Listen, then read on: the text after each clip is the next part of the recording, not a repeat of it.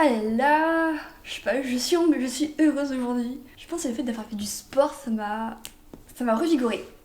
Bonjour à toutes et à tous et bienvenue sur Radio Livre. J'espère que vous allez bien. C'est le printemps, il fait beau aujourd'hui et moi je trouve ça hyper agréable.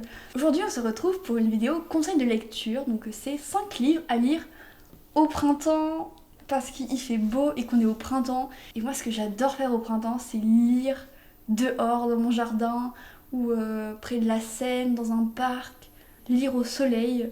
Pour cette vidéo j'ai sélectionné 5 livres dont l'ambiance me fait penser un peu au printemps. Des livres aussi que j'ai lus au printemps et que je trouvais que c'était une bonne période pour lire au printemps, ou d'autres que j'ai lus en hiver et que... En fait je sais même plus quand est-ce que j'ai lu les livres. Juste pour le premier. Bah du coup, le premier livre c'est Au pays de l'ailleurs de Taïré Mafi. Lui, je l'ai lu pendant le confinement au printemps. C'était tellement agréable de le lire. C'est un livre de fantasy jeunesse. C'est l'histoire d'Alice qui vit à Fernwood. Fernwood, c'est une ville qui est éclatante de couleurs. Vraiment, moi je la vois comme quelque chose d'hyper coloré. Les gens aussi sont colorés. Et la couleur représente un don. En gros, si t'as de la couleur, t'as forcément un don.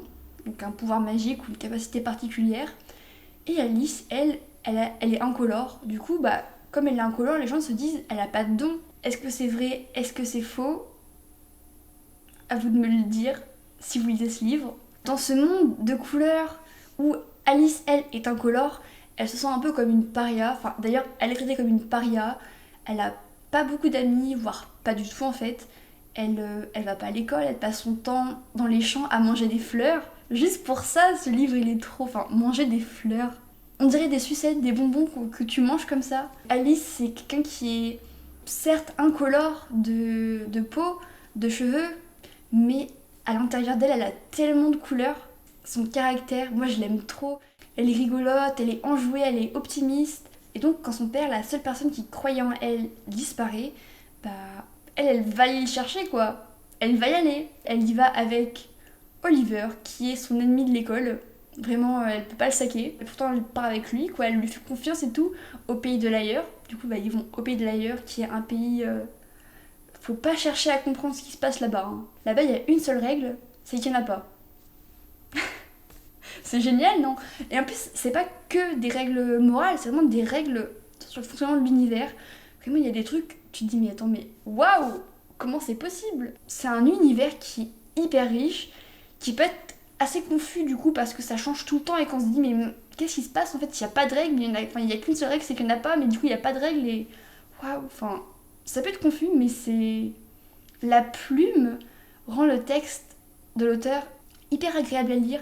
Et moi, je l'ai lu au soleil dans mon jardin. Et franchement, les meilleures heures passées à lire ce livre dans mon jardin, quoi. C'était mon coup de cœur du confinement. Et je l'ai lu l'an dernier. Et je l'aime toujours autant ce livre. En plus, ça apporte des messages forts de confiance en soi. Mais aussi tout ce qui touche à la couleur de peau, à l'ethnicité. Ça apporte des questionnements qui sont très intéressants, je trouve. C'est une belle histoire pour la plume de l'auteur, pour l'originalité du texte, de l'univers et pour les messages que l'histoire porte. Le deuxième livre, c'est Un printemps pour te succomber de Morgane Moncomble. Donc, est-ce que j'ai besoin d'expliquer pourquoi vous devez lire ce livre au printemps? C'est dans le titre littéralement, genre Un printemps pour te succomber. C'est le troisième tome de sa saga Seasons. Évidemment, je pense qu'il vaut mieux lire les tomes automne et hiver avant le printemps. Du coup, bah, vous devez attendre l'an prochain, je suppose, pour lire ce livre. Sauf si ça vous dérange pas de lire l'automne et l'hiver au printemps. Ça peut être agréable, hein, je ne sais pas. Mais bref, du coup c'est l'histoire de Magnolia, qui est une fleuriste fauchée, qui demande à sa famille de l'aider, parce que bah vas-y, elle est fauchée, elle a besoin d'aide quoi. Et sa famille, bah elle l'aide, mais pour qu'elle l'aide, elle doit se marier. Et l'option qu'elle a, c'est de se marier avec son ex, ou avec un parfait inconnu. Et du coup, bah elle choisit pas son ex, elle choisit l'inconnu, parce que bah si c'est ton ex et que t'as pas envie de retourner avec lui quoi. Ah oui, c'est vrai.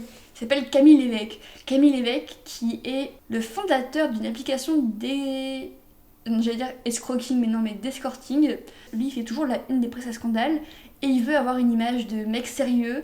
Et pour ça, il pense que bah c'est bon, c'est bien pour lui de montrer qu'il va s'engager avec une femme qu'il ne connaît pas, genre Magnolia, il la connaît pas. Et du coup, bah ils se mettent en couple parce qu'elle a besoin d'un mari et que lui a besoin de se montrer sérieux. Et ils se promettent de ne jamais tomber amoureux l'un de l'autre. J'ai pas lu ce livre, du coup je peux pas vous dire la fin. mais on sait en général comment ça se termine ce genre de livre. Petit fake dating. Ouais. La couverture, enfin, moi je vois ça sur ma table de chevet, j'ai envie de lire le livre. Je me pose pas de questions. Il y a des fleurs, c'est rose. Pourquoi le rose le printemps, je sais pas. Peut-être parce que le rose c'est la renaissance, c'est les fleurs. Justement, comme on parle de renaissance, enfin, renaissance rebirth en anglais, pas renaissance avec un grand R, la renaissance après le Moyen-Âge. Où est-ce que je m'en vais là? Le livre suivant, il parle pas de renaissance, mais à mon sens, il en parle quand même un petit peu de renaissance. Ce troisième livre, c'est 1000 baisers pour un garçon de Tilly Cole. C'est une romance. Elle s'est fait connaître sur TikTok, mais elle a eu beaucoup de critiques parce que les gens trouvaient ça très cliché. Et c'est vrai que c'est cliché. C'est vrai, mais c'est pas désagréable à lire honnêtement. Ça se lit vite, ça se lit facilement. C'est sûr que si vous voulez la grande poésie, bah c'est pas ça qu'il vous faut. Pour le petit résumé, c'est Poppy et Rune qui sont amoureux depuis qu'ils ont 5 ans. C'est mignon quand même, 5 ans. Sauf que bah, Rune, il doit partir avec son père en Norvège. Et du coup, il y va pendant 2 ans. Et pendant ces 2 ans où il est en Norvège, Poppy, elle coupe subitement les ponts. Et elle lui répond plus, elle lui parle plus. Et bah lui, il comprend pas. Il comprend pas pourquoi elle lui parle plus. Il commence à fumer, à boire. Bref, il commence à devenir un peu bad boy. C'est clairement un trope, je sais pas si on dit un ou une, a trope, on va dire en anglais. C'est clairement a trope Grumpy Sunshine. Et quand il revient en Amérique 2 ans plus tard, bah, il comprend pourquoi Poppy a voulu couper les ponts. Il comprend pourquoi elle a fait ça, mais il lui en veut un peu parce que bah, il l'aurait mettre à ses côtés. Et la raison, elle est dramatique en vrai. Si vous voulez une bonne petite romance à lire sous un cerisier en fleurs, cerisier en fleurs, je dis pas ça pour rien, ça a une grande importance dans le livre. Et je trouve que c'est cette symbolique-là du cerisier en fleurs qui représente la renaissance de la nature que je trouve magnifique. Donc oui, il y a beaucoup de clichés dans ce livre, mais ça se lit facilement, c'est hyper agréable. Et le message transmis par l'auteur, je trouve qu'il passe bien. Et en plus, il est assez important. Donc certes, c'est pas de la grande poésie, c'est pas de la grande littérature, mais c'est agréable comme une brise de printemps. Le quatrième livre que je peux vous conseiller, c'est Heartstopper d'Alice Oseman. Heartstopper, c'est le roman graphique à la base de la série Netflix. C'est l'histoire de Nick et Charlie. Ils vivent dans des mondes totalement différents. Charlie est musicien solitaire, Nick est rugbyman. Il n'y a absolument rien qui est fait pour qu'ils soient amis. Et pourtant, bah, ils deviennent amis. Et au fur et à mesure qu'ils deviennent amis, bah, Charlie se rend compte que pour lui, c'est un peu plus que de l'amitié. Encore de la romance, parce que bah, le printemps, c'est un peu la saison des amours. Sauf que pour Charlie, lui, c'est clair, il aime Nick. Et Nick, bah, il sait pas trop. Il y a encore un petit peu de cliché, mais le sportif, rugbyman, costaud, il accepte un peu moins bien. Il a du mal, en tout cas, à accepter, à s'en rendre compte. Et en plus, bah, Charlie, lui, il pense que Nick aime les filles. Et en fait, bah, Nick aussi, il pense qu'il aime les filles. À aucun moment, il s'est posé la question de savoir s'il aimait les garçons. Voilà, donc dans le tome 1, c'est surtout Charlie qui veut garder cette amitié avec Nick et qui préfère garder son silence sur ce qu'il ressent. Parce que, bah, il sait, il pense, il croit que Nick aime les filles. Bah, Nick, il pense la même chose, en fait. Mais il le sait pas, il sait pas encore qu'il y a des choses qui vont se passer entre eux. C'est vrai, c'est vraiment une question de quête de soi, d'acceptation de soi, d'acceptation de l'autre aussi. C'est vraiment une petite romance toute douce. Et si vous aimez la série, je pense que vous allez encore plus aimer les livres parce que, en plus, avec le roman graphique, c'est toute une ambiance, les dessins et tout. Je vous conseille de lire ce livre. Et le 5e livre que je peux vous conseiller, c'est Ne plus basaner de Clara Hero. Là, c'est pas une romance, enfin, c'est pas une romance en tant que telle, c'est un contemporain. Ce que moi j'entends par contemporain, c'est des livres qui ne se concentrent pas que sur la romance. Bien sûr, il y a quand même une grande part qui tourne autour des relations amicales, relations amoureuses. Le résumé, en fait, c'est Jade et Ambre qui vont entamer leurs études à la fac de Lille. Et elles ont pas forcément le même point de vue sur les années de fac. Jade, elle veut faire des fêtes, elle veut faire des rencontres, elle veut vivre la vie à pleines dents. Ambre, elle veut plus être sérieuse, travailler, réussir ses études.